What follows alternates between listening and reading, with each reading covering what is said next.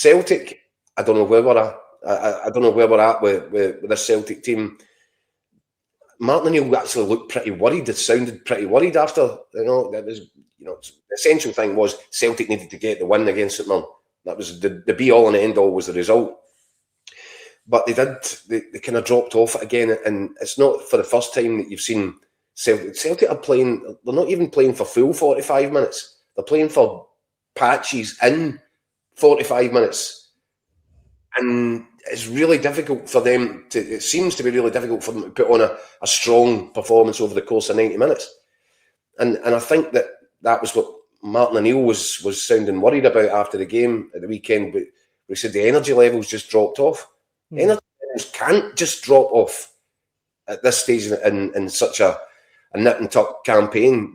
Celtic have to dig deep and come up with something a lot more convincing than that if they are to hang on to this title, and they desperately want to do that. So energy levels, that shouldn't be a concern.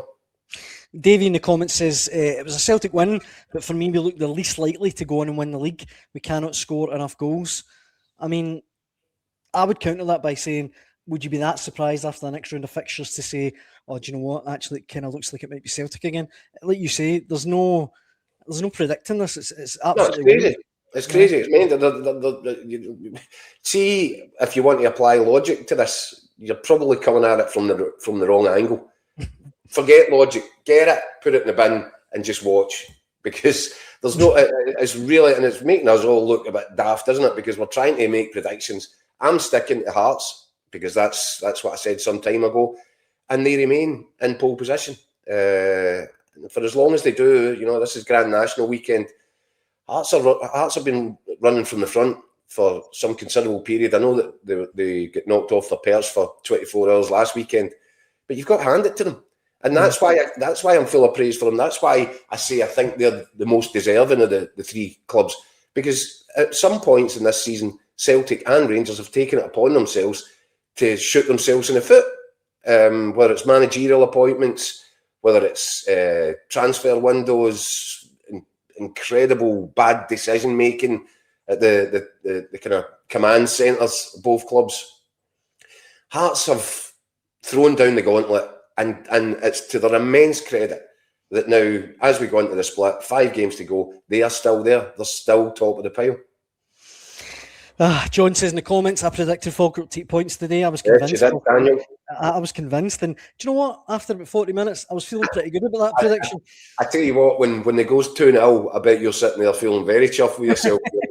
Because, by the way, nobody watching that match thinks Rangers come back from 2. Aye. One looked as if it was going to be a struggle. At 2-0, you think at the very most Rangers are going to get for this game is a 2-2 draw. That was the absolute optimum. Nobody could have saw what actually happened coming. Nobody saw that coming. Aye, no chance. And just I put up the league table a wee minute ago there, but Luke Skywalker saying Celtic's goal difference will come back to haunt them. I mean, you look at that, there are 11 goals. It's effectively another point, isn't it? Aye, basically, aye. And that's so as much as we're saying that it's not predictable, this isn't rocket science.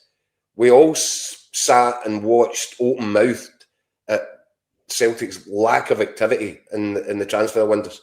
We've all looked at it and said, how is it possible to sell your top striker in Kyogo and not have a replacement lined up? How is it possible to then go into the summer window and sell his understudy and leave yourself with nobody? It's crazy. And then, Ian Atchell looks as if he could be a contributor here, but Ian Atchell's a guy that was scrubbing about, couldn't get a club. And Celtic managed to go and get him after the window had closed. This is all so obvious. It's so right in front of your nose. And that's why we talked before the weekend, the Green Brigade going back into Celtic Park. Great thing for the sort of atmosphere and the sort of match day experience at Celtic. Great. But if this all blows up, if the wheels come off at any point, I'm afraid that you can expect a savage reaction from the supporters. And it's for all these reasons.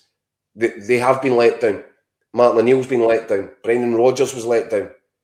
And the reason that Celtic are struggling so badly to score goals is that they're trying to operate without a fit, functioning number 9. And I know I sound like a broken record, Dan, but it's absolutely critical to your chances of winning anything. Aye. Marzuno points out 1 goal from open play all season for Iheanacho. It was that winning against Dundee just last week.